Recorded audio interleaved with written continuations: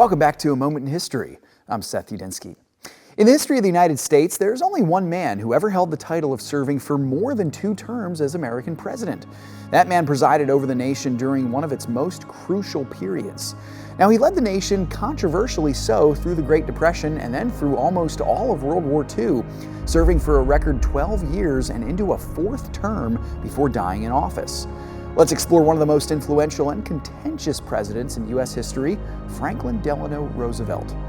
Now, Roosevelt was highly controversial, not only in his political endeavors, but also in his personal life. His New Deal government program was seen by some as a heroic move to get the nation out of the Great Depression, but by many others it was seen as a gross overreach of government power.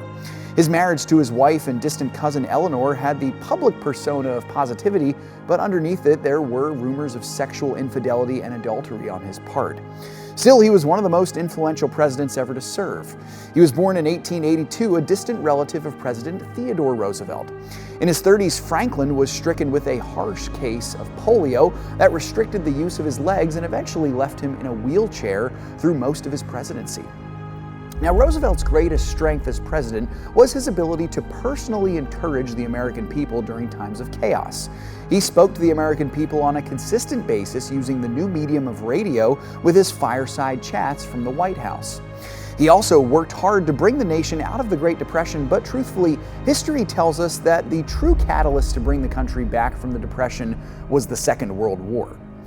Now, Roosevelt was able to remain in office for so long, partially because there were no term limits then, and also because the American people wanted some form of stability during times of craziness. They found it in FDR, whom they elected again in 1936, 1940, and 1944. Now, during his second and beginning of his third terms, FDR had to keep a close eye on the war breaking out in Europe, and when the United States was openly attacked at the Pearl Harbor Naval Base. In December of 1941, Roosevelt declared war on Japan and the Axis.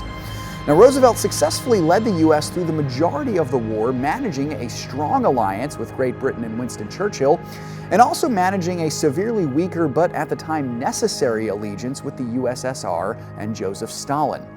But the toll of more than a decade at the helm was catching up with the president. As the war was nearing its end, Roosevelt, who had battled severe health problems his entire life, as we saw previously, died of a brain hemorrhage in April of 1945, less than a month before Germany's surrender to the Allies. Thanks so much for joining me once again for A Moment in History. Thanks for watching this video. For more content like this, make sure to check out some of the other videos we have on the channel.